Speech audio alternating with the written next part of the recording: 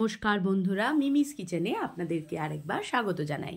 আজ আমি আপনাদেরকে একটা খুবই হেলদি ঝোল বানিয়ে দেখাবো। আজকে আমি আপনাদেরকে পেঁপে আলু দিয়ে মাগুর মাছের ঝোল আমি বানাবো, সেটাই আপনাদের সাথে আজকে আমি শেয়ার করে নিচ্ছি। তো প্রথমে কড়াই বসিয়ে দিয়েছি, কড়াইয়ের মধ্যে দিয়ে দিলাম সর্ষের তেল। সচরাচর দেখবেন মাগুর মাছটা চট করে দেশি মাগুর মাছ পাওয়া খুবই দুর্লভ হয়ে গেছে এখন এই আজকের দিনে আর কি। তো যাই হোক, আমি পেয়েছিলাম, তো মাছটা ধুয়ে ভালো করে পরিষ্কার করে নিয়েছি। এবার তেল, হলুদ, নুন মাখিয়ে রেখেছিলাম। এটাও তো খুব ফাটে, কারণ আপনারা তো জানেন আঁশ ছাড়া মাছ প্রচুর ফাটতে থাকে। তো যাই হোক, মাছগুলো আমি তেলের মধ্যে এক এক করে দিয়ে দিলাম। এই মাছ খুব বেশি ভাজার দরকার নেই, মোটামুটি হালকা করে ভেজে আমি মাছগুলোকে তুলে নেব। মাছগুলো ভাজা হয়ে গেছে, মাছ তুলে নিয়েছি। এবার কেটে রাখা পেঁপে আর আলুগুলো আমি ওর মধ্যে দিয়ে একটু ভেজে নেব।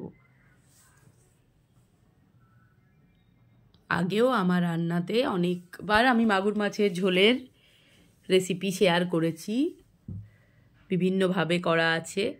আজকে আবার পেঁপে আলু দিয়ে ঝোলটাও শেয়ার করলাম। এবার আলু পেঁপেগুলো ভেজে তুলে রেখেছি। এবার তেজপাতা, গোটা জিরে ফোড়নে দিলাম।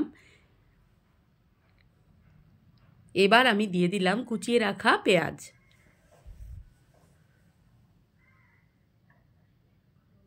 আর এই মাগুর মাছের ঝোলটা আমি সবসময় চেষ্টা করি বাটা মশলা দিয়ে করার। তো আজকেও আমি মশলা কিন্তু বেটে নিয়েছি, জিরে, ধনে, আদা, গোলমরিচ সব আমি একসাথে বেটে নিয়েছিলাম। এরপর দিয়ে দিলাম আমি এখানে থেতো করে রাখা রসুন। এটা আমি হামানদিস্তায় রসুনটাকে কিন্তু থেতো করে নিয়েছি, দিয়ে দিলাম। অনেক রান্নায় দেখবেন সবসময় পেস্ট দিলে না ভালো লাগে না, ওই জন্য মাঝে মাঝে এরকম থেতো করা শিলনোড়ায় বেটে রান্নার মশলার স্বাদ আলাদা করে দেয়। এবার দিয়ে দিলাম টমেটো, কিছু দিয়ে দিয়েছি, একটা টমেটো। এরপর ওই যে বেটে রেখেছিলাম আদা, জিরে, ধনে, গোলমরিচ, তার সাথে কাশ্মীরি যে লাল লঙ্কা হয় সেই লঙ্কা, জাস্ট কালারের জন্য, এগুলো আমি একসাথে বেটে নিয়েছিলাম। তারপর মশলাটা দিয়ে ভালো করে আমি কষিয়ে নিচ্ছি। দিয়ে দিলাম ওপর থেকে নুন, হলুদের গুঁড়ো। এবার ভালো করে সমস্ত মশলার সাথে কষিয়ে নিচ্ছি।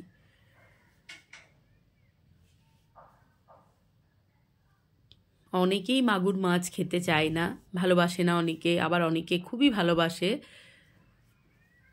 অনেকে মাগুর মাছ খেতে চায় না, আমার মেয়েই যেমন খায় না এসব মাছ। ভালো করে মশলাটা দিয়ে কষিয়ে নিচ্ছি।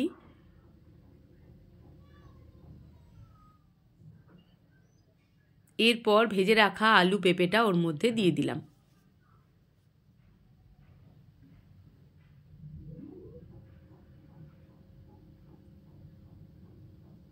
আবারও ভালো করে মশলা দিয়ে সমস্তটাকে নেড়ে নিচ্ছি।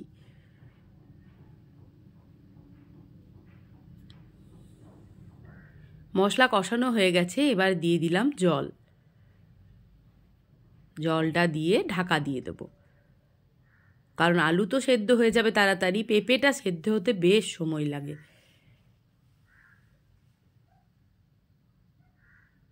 এরপর মাছগুলো যেহেতু খুব বেশি আমি ভাজিনি, তাই মাছগুলো আমি দিয়ে দিলাম ঝোলের মধ্যে।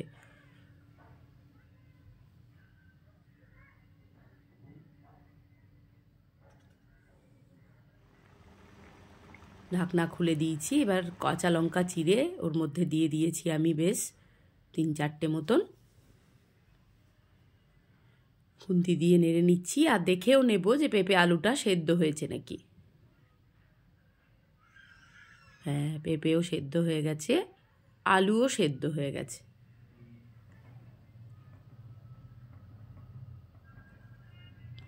এবার বেটে রাখা গরম মশলাটা আমি ওর ওপর থেকে দিয়ে দিলাম। আমি গরম মশলাটাও শিলে বেটে নিয়েছিলাম। সত্যিই বাটা মশলা আমরা সময়ের জন্য সবসময় করতে পারি না, কিন্তু বাটা মশলা একটু দিলেও স্বাদ সত্যিই রান্নার আলাদা হয়ে যায়, এটা কিন্তু একদম খুব সত্যি কথা।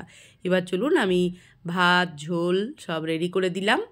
তো কেমন লাগলো আজকে আমার মাগুর মাছের ঝোলের রেসিপি, আমাকে অবশ্যই আপনারা কমেন্টে জানাতে ভুলবেন না। আর পরবর্তী ভিডিওর জন্য আপনারা অপেক্ষা করবেন, আমি আবার আসবো।